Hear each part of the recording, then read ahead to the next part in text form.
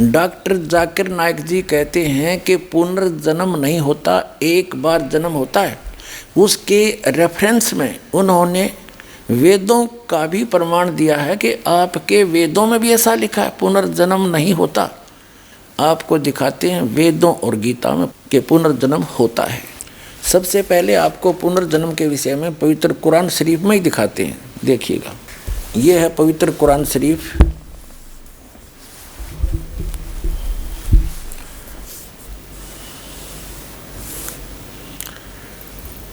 ये है मुतरजम यानी अनुवाद स्टीफन शास्त्रीय अरबी पद्धति पर नागरी लिपि में, रूपांतरकार नंद कुमार अवस्थी।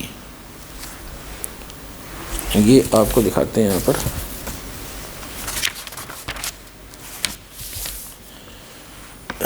यह वह इलामी किताब है जिसमें कोई संदेह की गुंजाइश नहीं। मुतरजम बैरसीय अनुवाद स्टीफन शास्त्रीय अरबी पद्धति पर नागरी लिपि में। प्रकाशक हैं लखनऊ किताबघर, मौसम बाग, सीतापुर रोड, लखनऊ।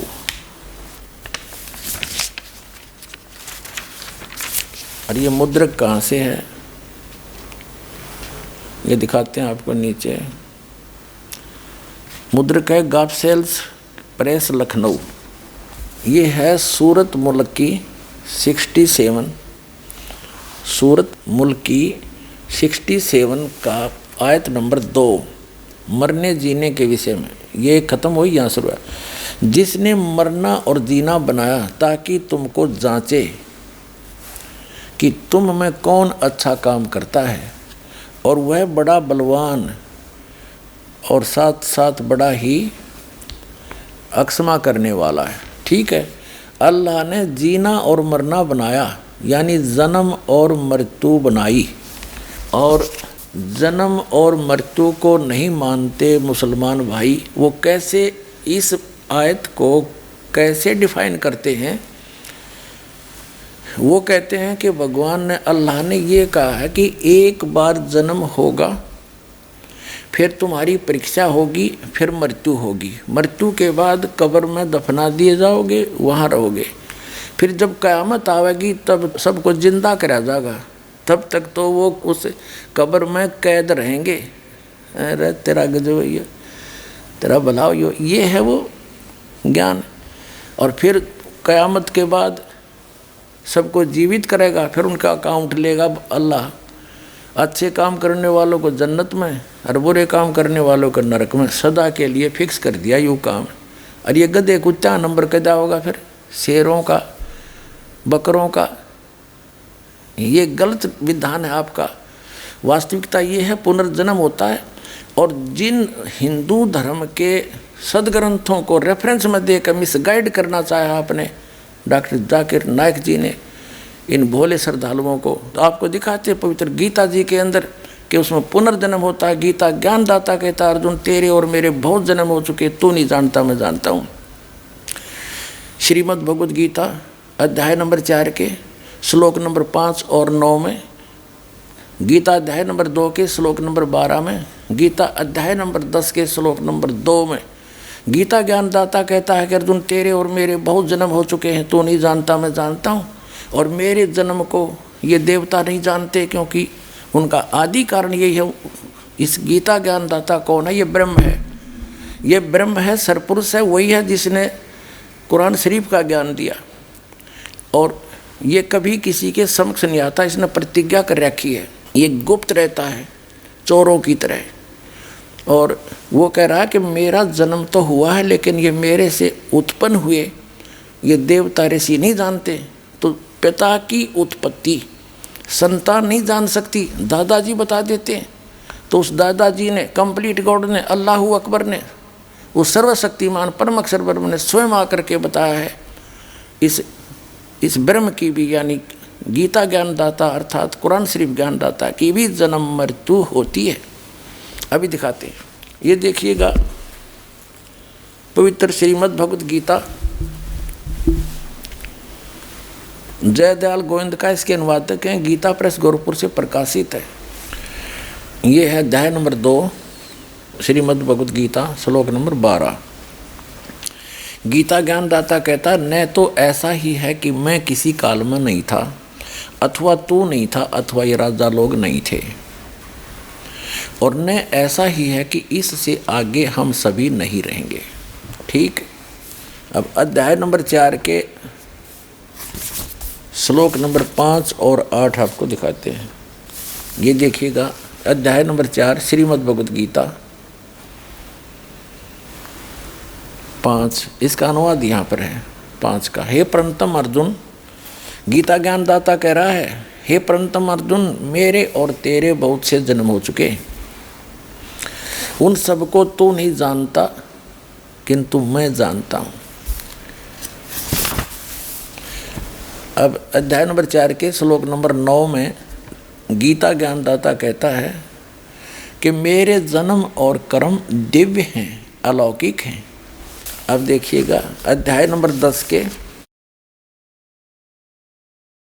और श्लोक नंबर 2 में क्या कहा है, मेरी उत्पत्ति को, यानी गीता ज्ञानदाता की भी उत्पत्ति तो हुई है, मेरी उत्पत्ति को, ये तो गलत कहें, मेरी उत्पत्ति को अर्थात लीला से प्रकट होने को न देवता लोग जानते हैं, न महर्षि जन जानते हैं, क्योंकि मैं सब प्रकार से देवताओं और महर्षियों का आदि कारण हूँ। अब इससे स्पष्ट हो गया कि जिस श्रीमद् भगवत गीता को डॉक्टर जाकिर नायक जी मुसलमान भाई ने अपने खुदा को, जिसने कुरान शरीफ का ज्ञान दिया, उसको अल्लाह ताला समझने के लिए बताता है कि उसको परू करने के लिए वो अजन्मा है। उसके लिए गीता अध्याय नंबर 10 के श्लोक नंबर 3 का हवाला दिया है। हिंदू मजहब की किताब में सबसे मशहूर किताब है भगवत गीता। अगर आप भगवत गीता पढ़ेंगे अध्याय 10 श्लोक नंबर 3 में कि वो खुदा ना कभी किसी को जना है ना जनेगा, और वो सबसे ताकतवर है। देखिएगा,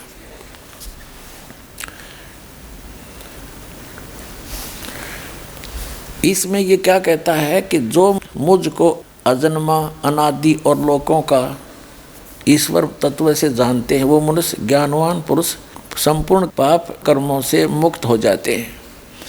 अब ये क्या कहता है कि यहाँ क्या बोलता है ये, कि ये एक तरफ तो ये कह रहा है मेरा जन्म मृत्यु होता है, फिर यहाँ कहता है कि जो मुझे अजन्मा मानते हैं, अजन्मा माने मैं जन्म नहीं लेता। जैसे श्री कृष्ण जी में प्रवेश जब ये किए हुए था और गीता का ज्ञान दे रहा था, तब 7वें अध्याय के 24-25 में कहता है कि मैं कभी किसी के समक्ष नहीं आता, ये मेरा अटल अनुतम अवय अनुतम घटिया अश्रेष्ठ अटल नियम है। मेरे जन्म और कर्म अलौकिक हैं। इसके कर्म अलौकिक कैसे हैं? जैसे पर्दे के पीछे से हजरत मोहम्मद को आदेश दे दिया 50 नमाजों का, फिर घटा घटू का 5 कर दी, है अलौकिक, सामने आया नहीं।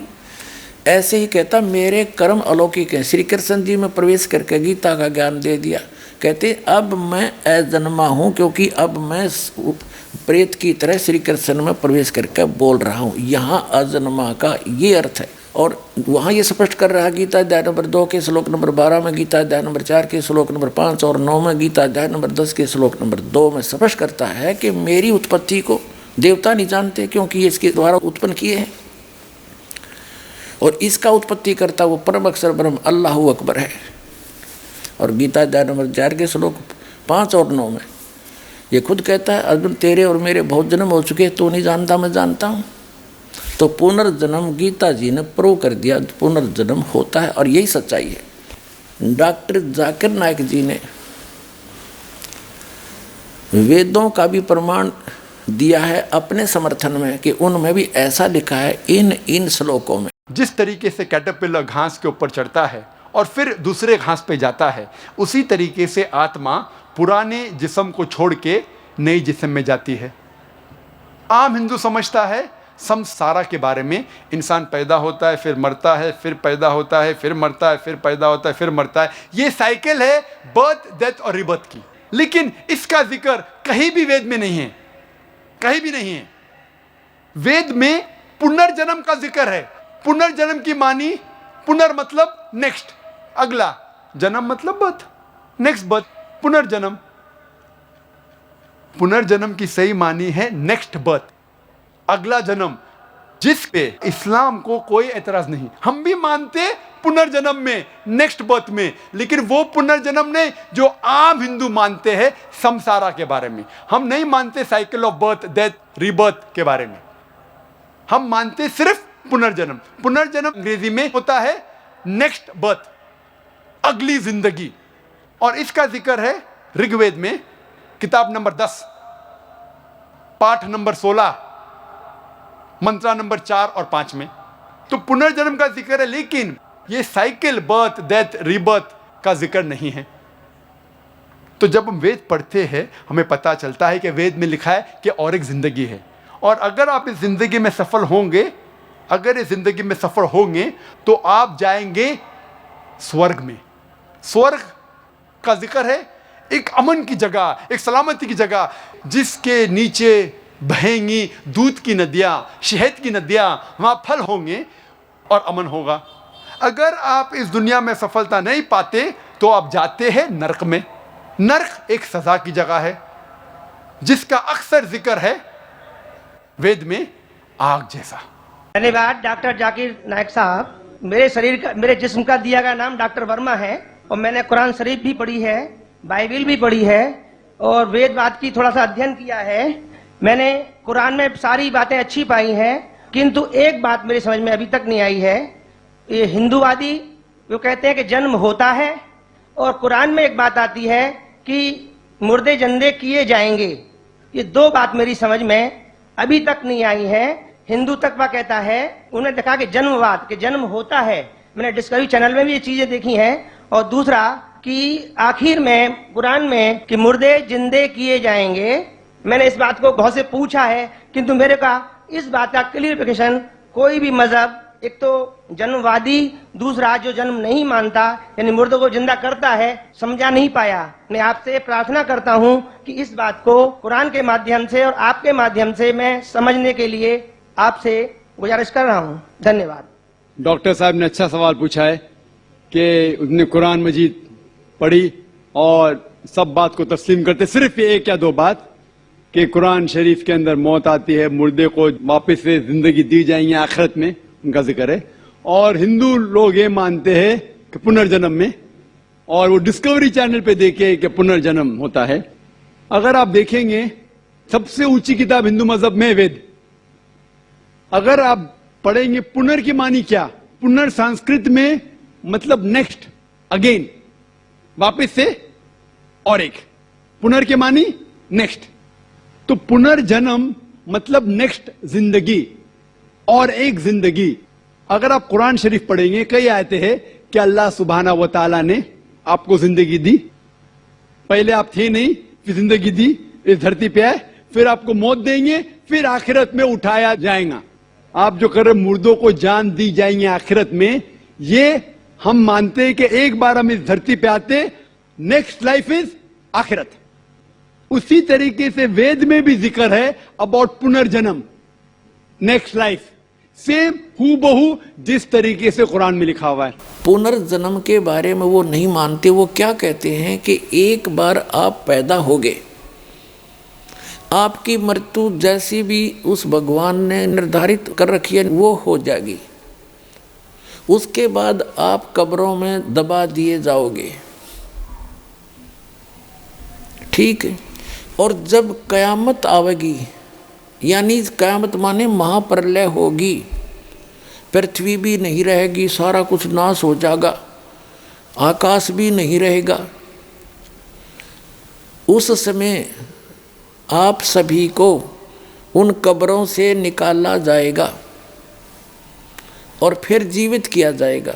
जिन्होंने कुरान शरीफ के ज्ञानदाता की आज्ञा का पालन किया और उसके अनुसार भक्ति साधना उपासना करते रहे, वो तो जाएंगे जन्नत में। और जिन्होंने आज्ञा का पालन नहीं किया, जो विमुख रहे और बकवाद करते रहे, वो जाएंगे नरक में। स्वर्ग को कहते हैं वो जन्नत यानी बहिश्त, और नरक को कहते हैं दोजख। तो सदा के लिए फिर कोई जन्म नहीं होगा, इनका मानना है। किनका? मुसलमान भाइयों का कहीं भी वेद में नहीं लिखा हुआ है कि birth death birth death birth death, कहीं भी वेद में नहीं लिखा है। चैलेंज है मेरा। डॉक्टर जाकिर नाइक जी ने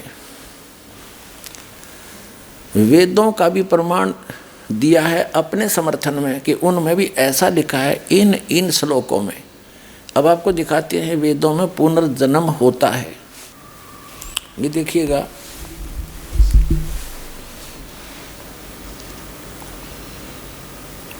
ऋग्वेद संहिता, इसके संपादक हैं वेद मूर्ति तपोनिष्ठ पंडित श्री राम शर्मा आचार्य। इसके अनुवाद किया हुआ है।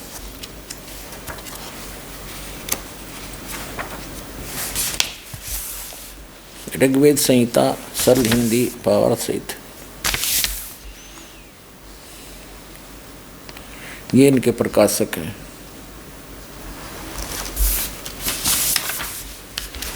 और ये मुद्रक हैं। ये देखिएगा, ये देखिएगा ऋग्वेद मंडल नंबर 10 और सूक्त 16 और मंत्र नंबर 1 से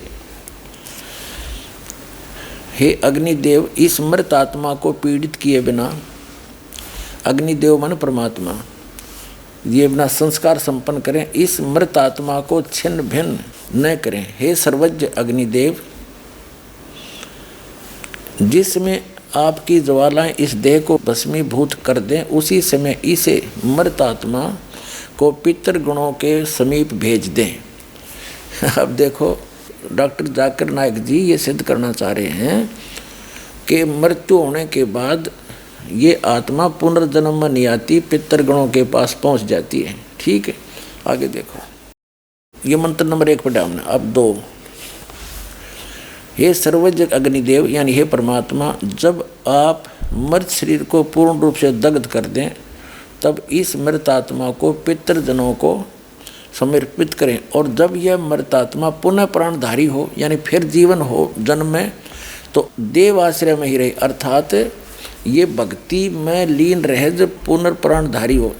ये कहता है, इसका भाव ये है, ये अपने उस सिद्धांत से मिलाना चाहता है डॉक्टर जाकिर नाइक कि हम भी यही मानते हैं कि एक बार मृत्यु के बाद क़यामत के उपरांत फिर जिंदा करे जाएंगे और फिर वो ऊपर रहेंगे सदा। और उसकी सिमिलरिटी ये यहाँ से ले रहा ऋग्वेद से।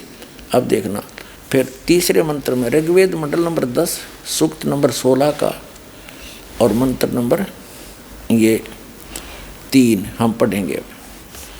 हे मृत मनुष्य, आपके प्राण और नेत्र वायु और सूर्य के संयुक्त हों। आप अपने पुण्य कर्मों के फल की प्राप्ति के लिए स्वर्गलोक, पृथ्वी अथवा जल में निवास करें।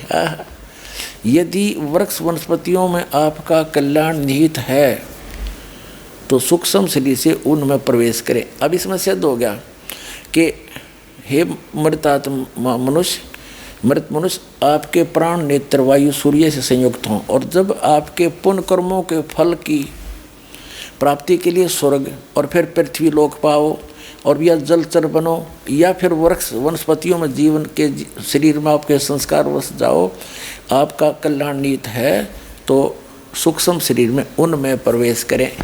अब देखो, इन मंत्रों को अपने समर्थन में ले रहा है कि ऋग्वेद मंडल नंबर 10 सूक्त 16 के 1 से 5 में ये कहा गया है कि फिर दोबारा जन्म नहीं होता, वो वहीं चले जाते हैं ऊपर। इसमें स्पष्ट कहा है कि जब तक पितरों के रूप में रहो तो पितरलोक में रहोगे, उसके बाद आपका संस्कार स्वर्गलोक में जाने का, स्वर्गलोक में जाओगे, और स्वर्गलोक के बाद फिर जैसा भी आपका संस्कार है, किसी मनुष्य पृथ्वी पाओगे, मनुष्य जीवन पाना है, या कोई जलचर बनना है जैसे मछली मेंढक आदि, या वनस्पति में आपका संस्कार है तो वहाँ जाओ, उसमें प्रवेश करो, वो जन्म लो दोबारा।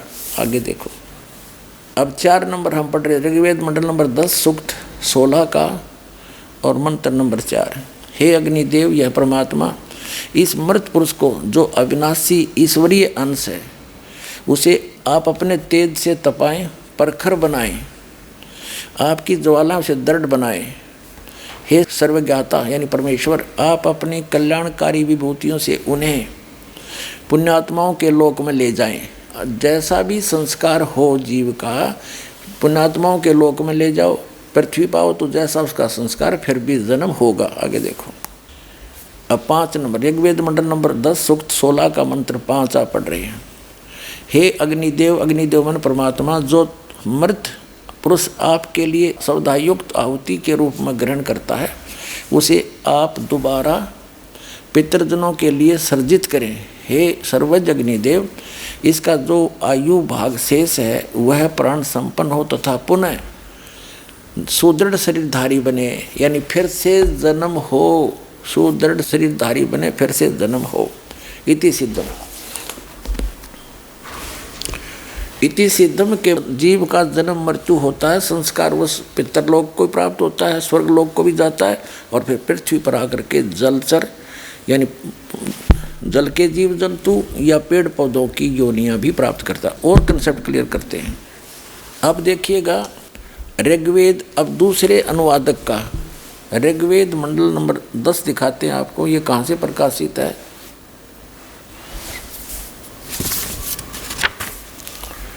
प्रकाशक है सार्वदेशी कार्य प्रतिनिधि सभा, महर्षि सिद्धांत भवन, रामलला मैदान, नई दिल्ली से अनुवादक, और ये है मुद्रक। और इसके आपको दिखाते हैं ऋग्वेद मंडल नंबर 10 सूक्त नंबर 16 और मंत्र नंबर 2 से लेते हैं। इसमें क्या लिखा है कि हे परमेश्वर,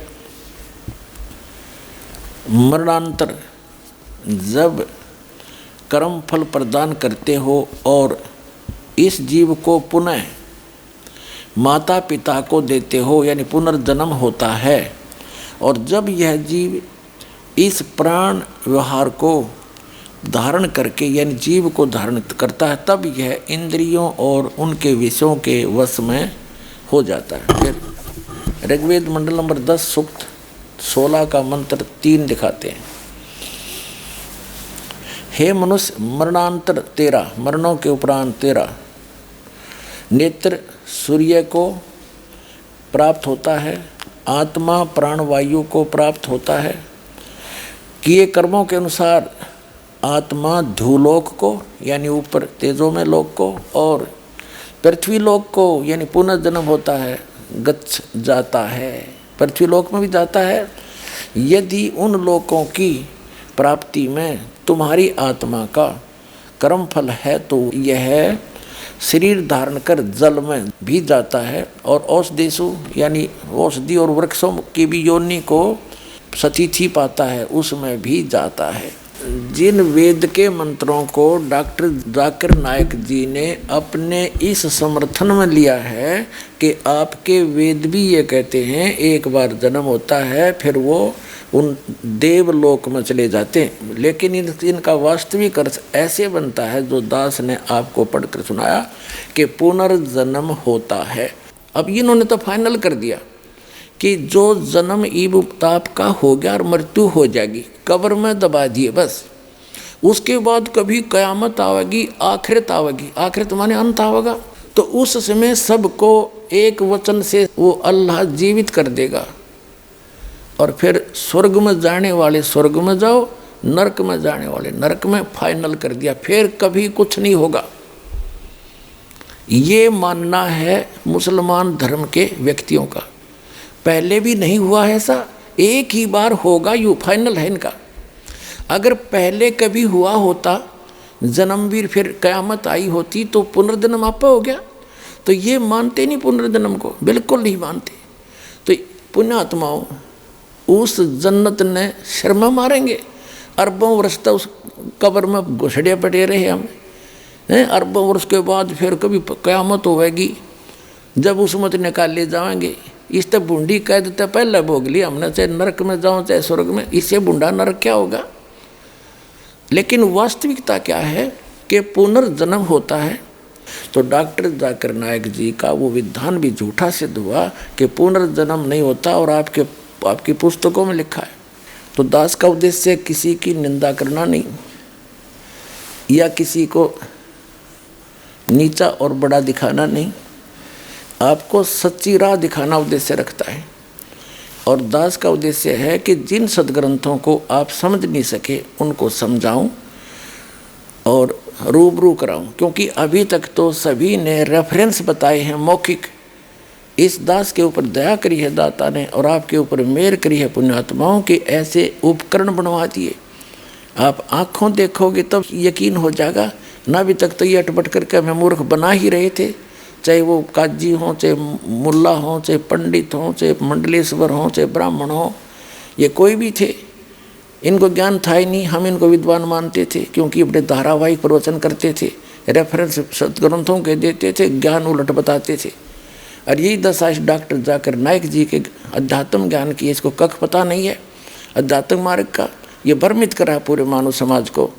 और जो भी इसके बातों में आकर के अपना जीवन नाश कर रहे हैं, उनसे प्रार्थना है पुनर्विचार करें, सदग्रंथों को देखें, इस दास के इन प्रवचनों को ध्यान से सुने और सदग्रंथों से मेल करें, उससे पीछा छुटाएं और एक हो जाओ। हम ना मुसलमान बनाना चाहते, ना हम हिंदू बनाना चाहते, ना सिख ना ईसाई, हम आपको सतराह दिखाना चाहते हैं जिससे मानव का कल्याण हो सकता है।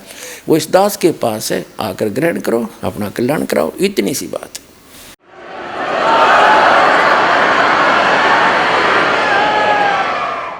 डॉक्टर जाकिर नाइक जी ने वायदा किया है कि जो मुझे गलत सिद्ध कर देगा तो मैं अपने आप को बदल लूँगा।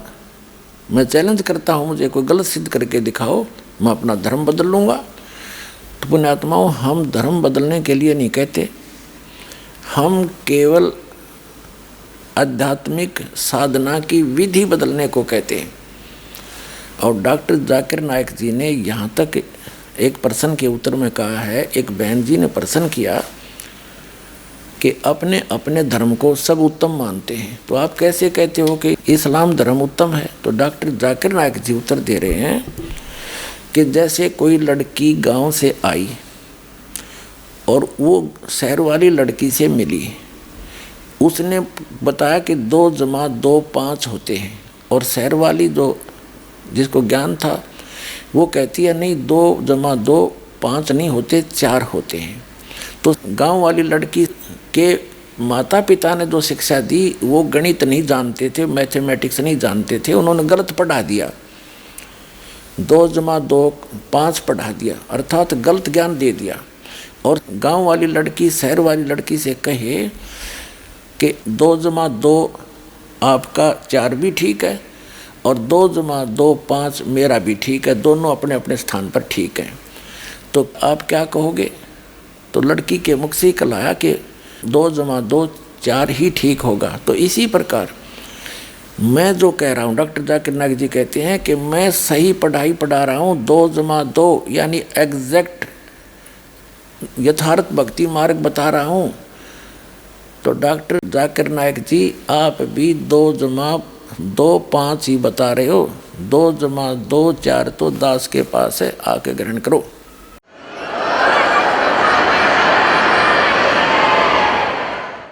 अब पुण्यात्माओं, आपने समझना पड़ेगा, ये ठेकेदार तो अभी टांग अड़ाने की कोशिश करेंगे, ये हितैषी नहीं आपके, इन्होंने तो केवल अपना उल्लू सीधा करने का मतलब है, बाढ़ में जाओ जनता। लेकिन आप अपने सदग्रंथों को समझो, दास सामने कर रहा, रूबरू कर रहा, दिखा रहा आपको, इनको पढ़ो दोबारा, कोई त्रुटि है तुम दास से बताओ कि आपने गलत मत बोल दिया। विश्व का कोई भी संत एक शब्द कह दे दास ने एक शब्द गलत बोला उनके विषय में, तो संताई छोड़ दूंगा उस दिन में।